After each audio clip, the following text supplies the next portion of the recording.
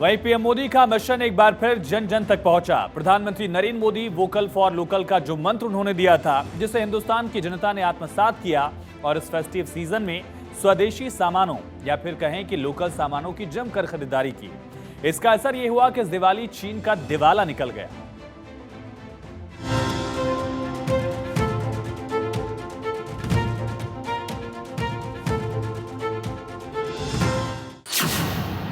भारत की दिवाली, चीन का निकला दिवाला।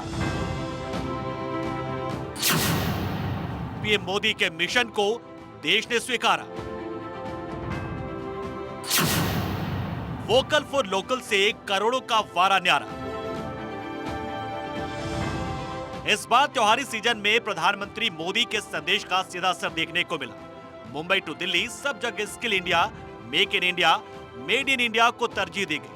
वोकल फॉर लोकल से आत्मनिर्भर भारत का आंदोलन देश भर में गति पकड़ रहा है। दिवाली पर दिल्ली में 1 लाख करोड़ के कारोबार का अनुमान लगाया जा रहा है। अनुमान है कि फेस्टिव सीजन में अब तक इस साल देश में 3.75 लाख करोड़ रुपए से ज्यादा का रिकॉर्ड व्यापार हुआ है। इस साल कस्टमर्स ने भारतीय सामानों की जमकर खरीदारी की। मोदी सरकार की मुहिम वोकल फॉर लोकल का असर फेस्टिव सीजन में दिखाई दे रहा है। स्वदेशी उत्पादों की खूब बिक्री हो रही है।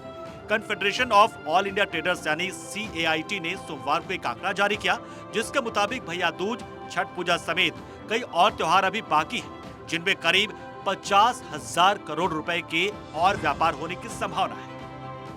व्यापारी संगठन chamber of trade and industry के मुताबिक इस साल दिवाली में भारतीय उत्पादों की बिक्री और खरीद पर ज्यादा जोर रहा है, जिसके कारण चीन के व्यापार को जबरदस्त झटका लगने की संभावना है।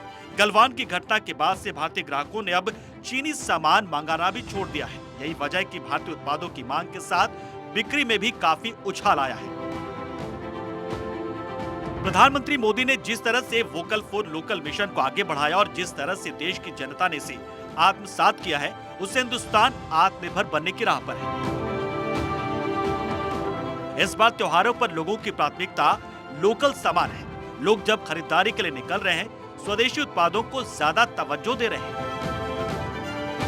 भारत में निर्मित उत्पादों, विशेष रूप से घर के सजावट के सामान, दिवाली पूजा के सामान जिसमें मिट्टी के दिए, हस्तशिल्प के सामान, पारंपरिक सौभाग्य के प्रतीक, देवी लक्ष्मी और श्री गणेश की मूर्तियों की बिक्री जमकर हुई। वहीं इस बार दिल्ली के मशहूर भगीरथ प्लेस मार्केट में भी यहाँ की बनी लड़ियां, झालर और लाइटिंग के सामानों की बिक्री में जबरदस्त उछाल देखा गया है। देश में देसी ट्रेंड का जलवा है। आर्थिक मोर्चे पर कई दिक्कतों का सामना कर रहे चीन को 1 लाख करोड़ रुपए की चपत लगने का अनुमान है और इसकी वजह है vocal for local. Bureau report, Bharat 24।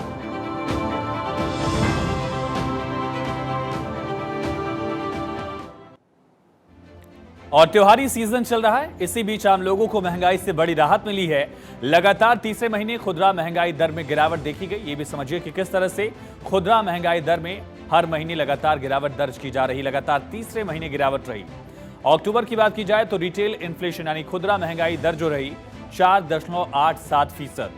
खाद्य महंगाई दर में भी मामूली गिरावट दर्ज की गई और अक्टूबर महीने में खाद्य महंगाई दर 6.61% रही।